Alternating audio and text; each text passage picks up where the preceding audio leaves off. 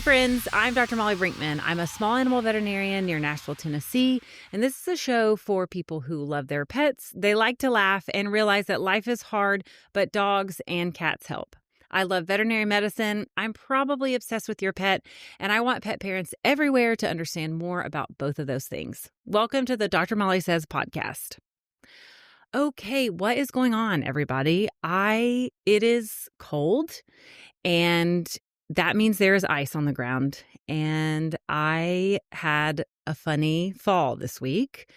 I fell in the parking lot at work and thought I needed a TPLO, thought I tore my knee. It's on the security camera, immediately called my boss, Adam, and I was like, you need to go look at the footage from the back parking lot. And so, yeah, it is there. It is documented, but I am recovering. I'm fine, just sore. It's been an exciting week because of last week, we also had drama at work, lots of drama at work. My boss, Adam, same person, has donkeys. And if you didn't know this about me, I used to be a large animal vet. So I only work on dogs and cats now, but I used to be a horse, cow, sheep, llama, you name it vet. And my boss's donkey was choking. And if you don't know what choke is in horses, they can get esophageal choke. So they can get food actually stuck in their esophagus, and it causes them to be in distress. They can't swallow it, and they're trying to, so they salivate, and some of the food starts to come up into their nose. They can aspirate it and get pneumonia, so it can be deadly, and they're really uncomfortable. And so something horse vets do all the time is relieve choke in horses and donkeys. And so last week I got to see if I still have it, and I did successfully tube a donkey. So it has been fun. The donkey was actually not choked anymore by the time we got there, which happens a lot in horses too. But we do have to still pass a tube through the nose into the stomach and make sure all the esophagus is clear. And he has mini donkeys. And so she was very cute and she's all good. So that's the excitement I've had in the last week. I fell, but didn't get severely hurt, and I helped a donkey. So I hope you're having a less dramatic but fun week. This is the part of the show where we're going to talk about a couple of hot takes. And I have a hot take for pet parents because this is something that I hear pet parents say at work in the clinic. And sometimes it makes me want to pull my hair out. But really, I just want to tell you about this so that you don't do this with your pet. Sometimes your pet may need a lifelong medication. For example, if your dog or your cat get diagnosed with thyroid disease, hypothyroidism, hyperthyroidism, your vet's probably going to put them on a medication. And that medication is what's responsible for controlling their lifelong disease of thyroid disease. Or like seizure conditions. This is another one where this happens. We put a dog on seizure meds to stop seizures from happening, and that gets the seizures under control, or we get their thyroid disease under control. And a few months later, the pet owner may call back and tell us that they stopped giving the medication because it worked. So they'll be like, oh yeah, Fluffy was doing better, so we took her off the meds. We thought it'd be fine, and now she's having a hard time again. And it's because the medicine worked, and then they stopped the medicine and it gets bad again. So it's okay. If you don't have a medical brain, sometimes this is something maybe people don't think about. But if your pet is on a lifelong medication and it's working, don't stop it, because then it's not going to work. We love you, but don't do that. Okay, we are going to jump right into the Twilight Bark. This is the section of our show where I tell you some really important information that I think you need to know. And today we're going to talk about a very medical topic, but it's something that I think is so important for pet owners to understand because it's a common issue we see in both dogs and cats. And sometimes when I tell an owner that their pet has this, they kind of panic, like they freak out sometimes in the exam room. And that is a heart murmur. And I think sometimes people have this idea in their head that if I tell them their dog or their cat has a heart murmur, it's like a death sentence. And so sometimes there's just like a sweet lady in my exam room who's like crying and breaking. Excuse you, Cooper. Who's crying and breaking down. Come here, Coop. It's okay. He heard a loud. All right, he's going to go patrol. Okay, he heard a loud truck. Thank you, sir. Are you done now? Oh, gosh. Okay. What was I saying? Oh, so, okay, yes. Sweet ladies, breaking down. Sometimes if I tell someone in the room, oh, your dog has a heart murmur, before I can explain anything else, they absolutely lose it. So don't do that. If your vet tells you your dog or your cat has a murmur, it doesn't mean it's the end of the world. But what I want you to understand is what it does mean, what a heart murmur is, what it isn't, and what you should do next, and what is best for your vet to recommend next. And that doesn't always happen. And sometimes I think pet owners don't pursue what they need to with heart murmurs because they don't really understand why they need to do it. And sometimes that's because vets are stressed and they don't have a lot of time to explain all these things. So let me explain it to you. So if your vet puts a stethoscope on, they listen to your dog or they listen to your cat, and they probably first going to ask you, has anyone ever told you that Cooper has a heart murmur? And you're going to say no, unless that's not true. And they're going to say, okay, so I'm hearing a heart murmur today when I listen to him. And so when I tell an owner that I hear a murmur, I quickly explain to them that a murmur is just a sound that we hear when we listen to the heart. And a normal heartbeat in the stethoscope sounds like lub-dub, lub-dub, lub-dub. It's a rhythmic, two-tone sound. And we listen to thousands and thousands of hearts every day. So we know what they're supposed to sound like. And when there's a murmur present, when we listen to the heart, one of those tones, instead of a lub or a dub, is a swish.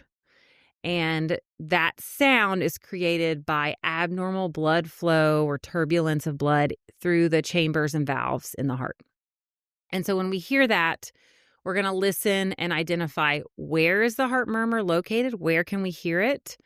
What part of the heart sound is it? Is it the lub or the dub? And how loud is it? And all of those are factors in kind of getting an idea of what could maybe be causing the murmur. The most important part of that usually is how loud it is, and that's called the grade of the heart murmur. And we grade heart murmurs from 1 to 6, 1 being the quietest, 6 being the loudest. Once you get as loud as a grade 5 or a grade 6 murmur, they're very loud. Sometimes we can even feel them through the chest, and so it'll feel like a humming when they're like a vibration when their heart beats. And so we grade the heart murmur, we identify where it is, when it is. And a lot of times we hear heart murmurs when we're just examining a dog, especially for like an annual appointment. They're there for vaccines. They're not sick. We just happen to find it when we're examining them. Side note, this is why it's very important that you go every year at least to your vet's office to have your pet examined, because usually that's when we pick up on these things early. So especially in a patient who has no other clinical signs of heart disease, they're acting totally normally, we hear a heart murmur, we're going to talk about the next steps, the options. This is the part of my heart murmur talk where I explain that there is such thing as what's called a physiologic or a benign heart murmur. And that means that we're hearing that murmur, but it's not caused by any type of structural or functional problem in the heart. Quieter murmurs, like a grade 1 or a grade 2, can be caused by stress. The heart is pumping fast and hard, and that can cause more turbulence. And so we hear that sound. It doesn't always mean there's a problem. And so if I hear that, especially cats are known to sometimes have physiologic murmurs, or a really stressed dog, I do sometimes give clients the option of, hey, I'm hearing a quiet murmur. We've never heard it before. It could be physiologic. I'm not sure. Why don't we come back in 2 weeks? Maybe if the pet's really stressed out, we give them something to calm them down a little bit. We listen again. We see if we still hear the murmur. And so sometimes that's the first thing I'll do. We just come back in a few weeks. We listen again. We see if it's still there. And if it's still there, then we talk more about diagnostic steps.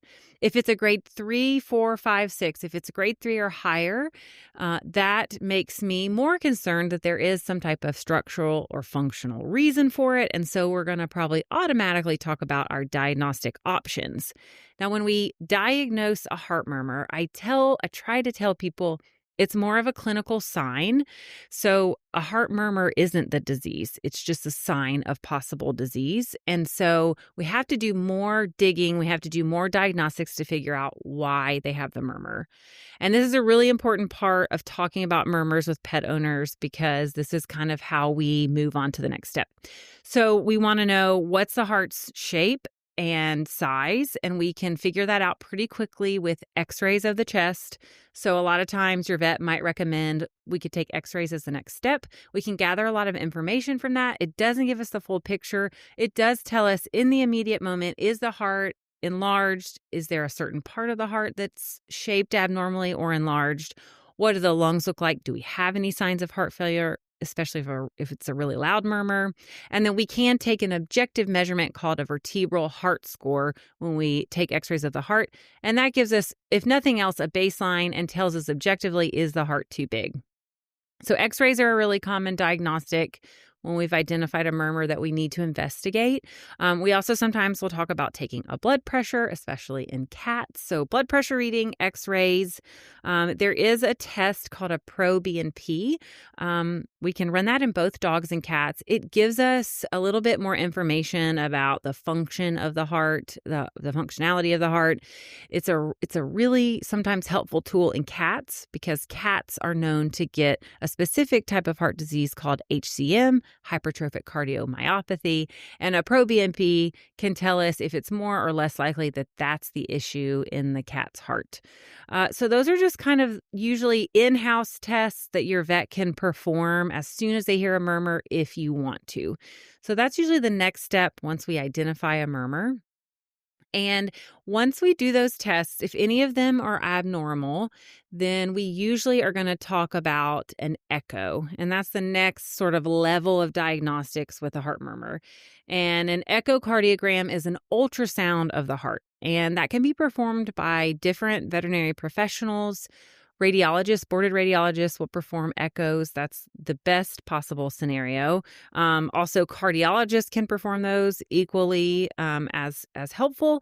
And then there are some GP veterinarians who have done special training to be able to do an echo, get those measurements, and send them to a cardiologist.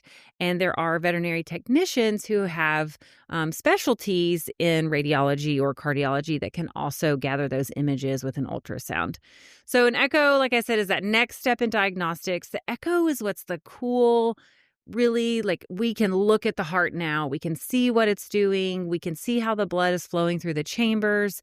They can actually look at the little leaflets of the heart valves. So all the different valves between the chambers of the heart and the vessels, they can look at those individual tiny leaflets, see how they're working, see if there's any regurgitation. So is the blood bouncing back or is it all going through the valves? They take all these measurements that I'm not even smart enough to totally understand. And then a cardiologist, if they're not actually doing the echo, performing it, they're going to evaluate all of those numbers and pictures and videos. And they take all of that information, the measurements, and they tell us why there's a heart murmur. And so that's how we actually get to the diagnosis of heart disease. And there's a fairly long list of possible heart issues that can cause a murmur that we can diagnose with an echo. And I think it's important for pet parents to understand that if your pet has a murmur, their age at which we find the murmur makes certain diseases or issues more likely.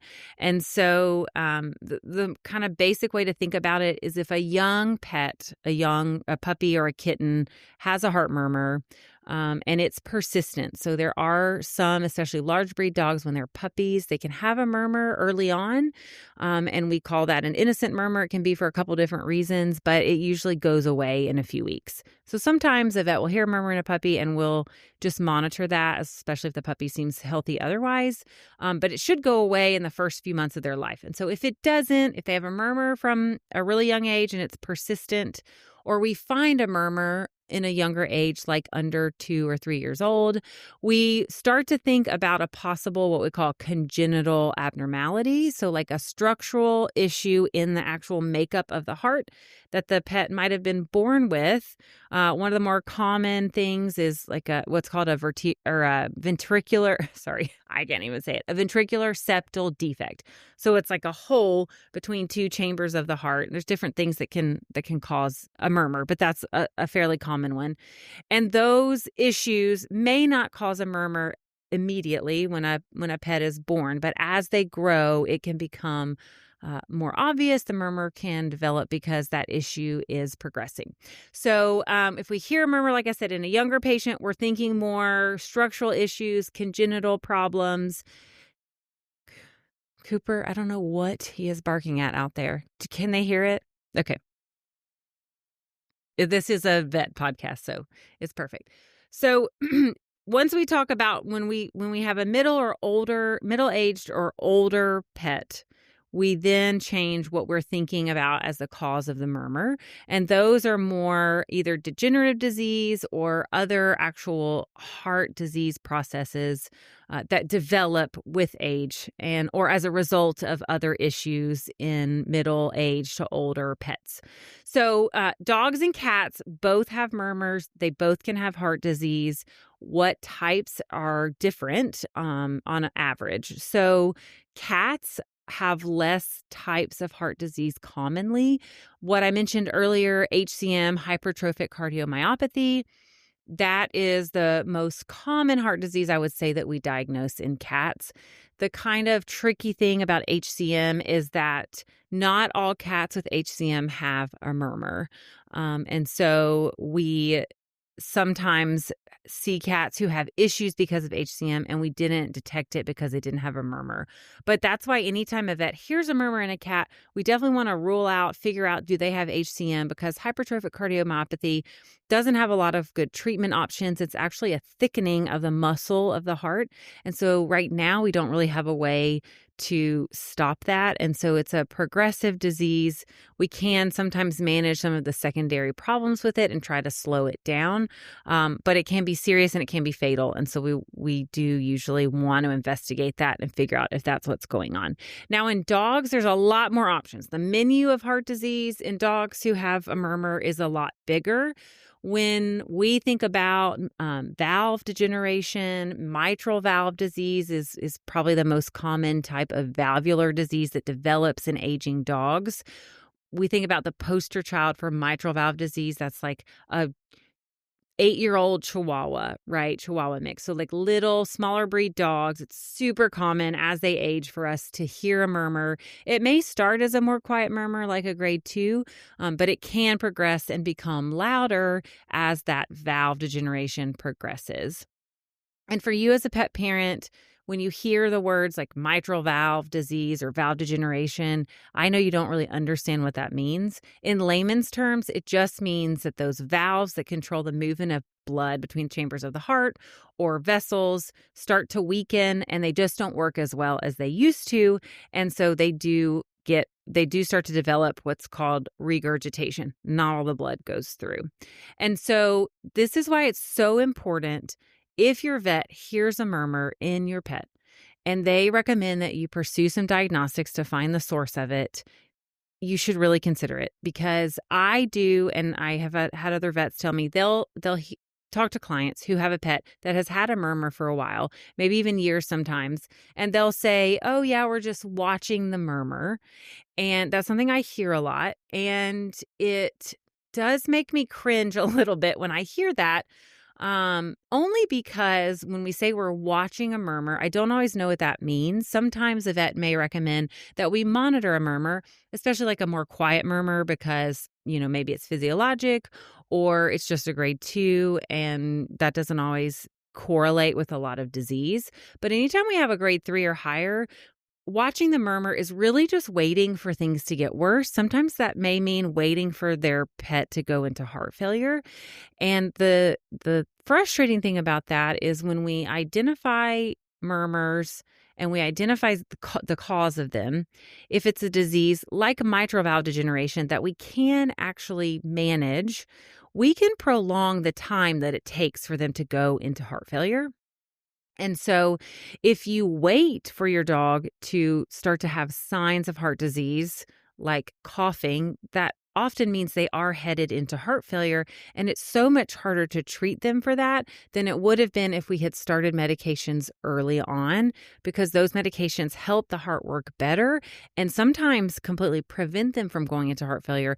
But it definitely prolongs that process from happening. And sometimes we see patients who acutely go into heart failure and we can't actually save them, even with all the treatment and medicine in the world, because their disease is just too advanced at that point. So this is why watching heart murmurs isn't always the best plan. And the cost to work up a heart murmur can sometimes be restrictive. It can cost over $1,000 to do x-rays and an echo, sometimes even more, depending on where you live. And that's why it's important to talk to your vet about, what are my options? Okay, I can't afford an echo right now. Can we start with the x-rays? Can we start with a pro-BNP, see what that looks like, go from there? If nothing else, once your vet identifies a murmur, it's just really important that you are having a vet listen to them, examine them at least every 6 months, because if, like, let's say it's a grade 2, as soon as it gets louder, you're going to want to have a plan to do those diagnostics. The cool thing about once we do an echo, we get a definitive diagnosis, we know what's going on. If you have an older dog who's developed mitral valve disease, the cardiologist can actually stage that disease as well.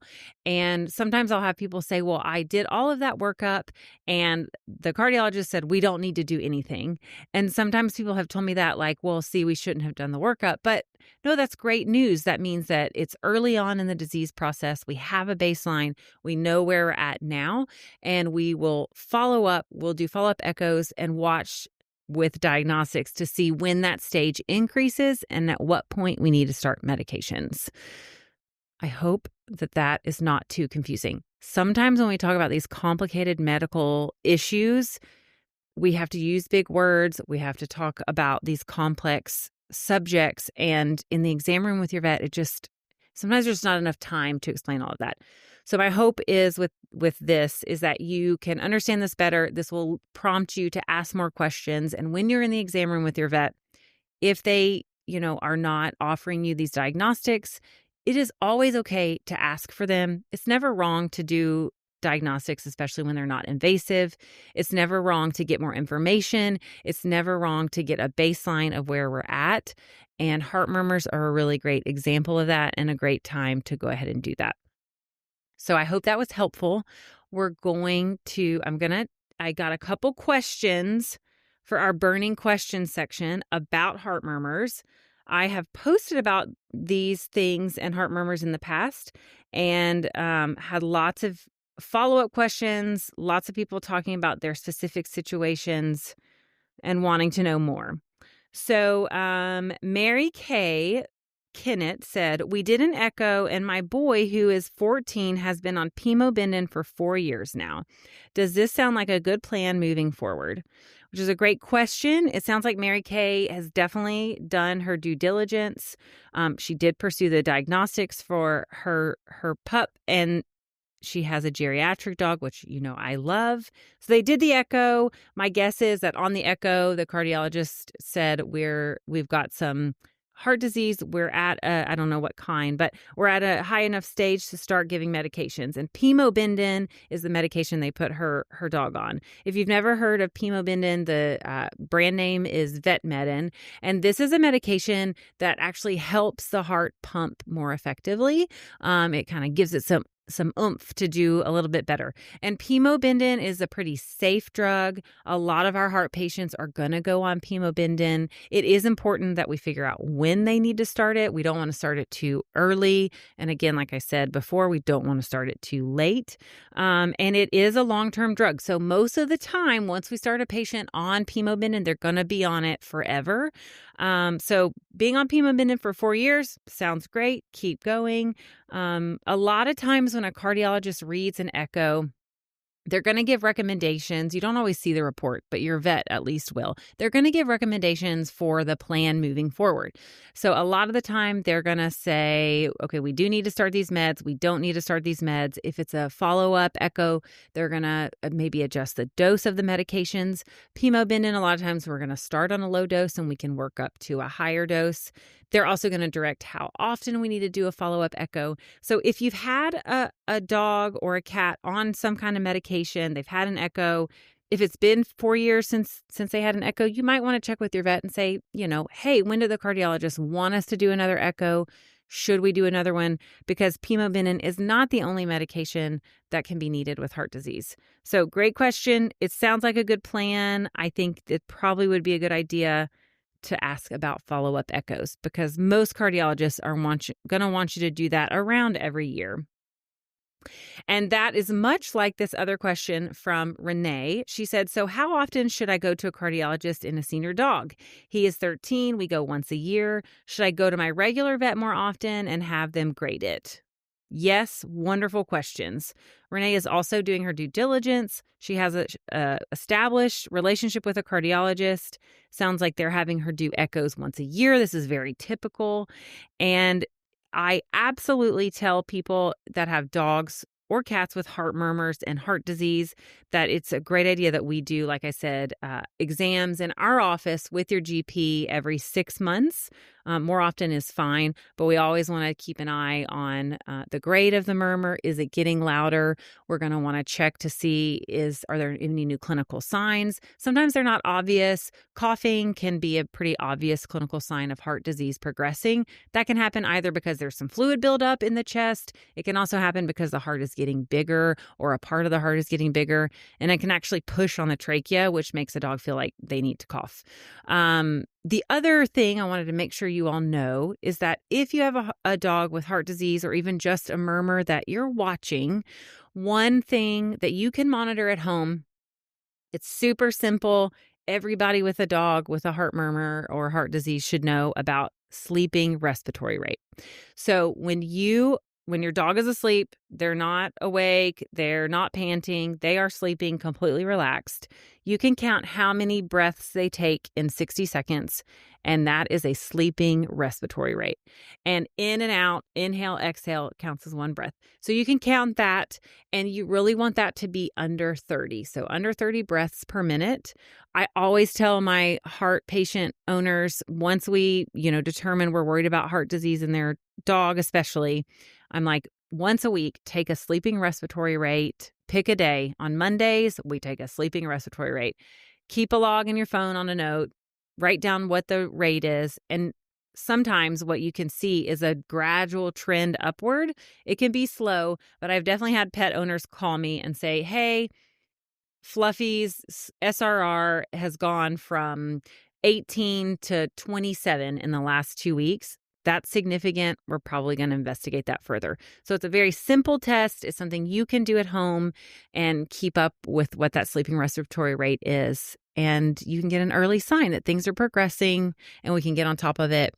And hopefully, like I said, stop heart failure from happening. Okay, thank you, ladies, for your questions. I really hope this is helpful. I have some great heart murmur information on my Instagram.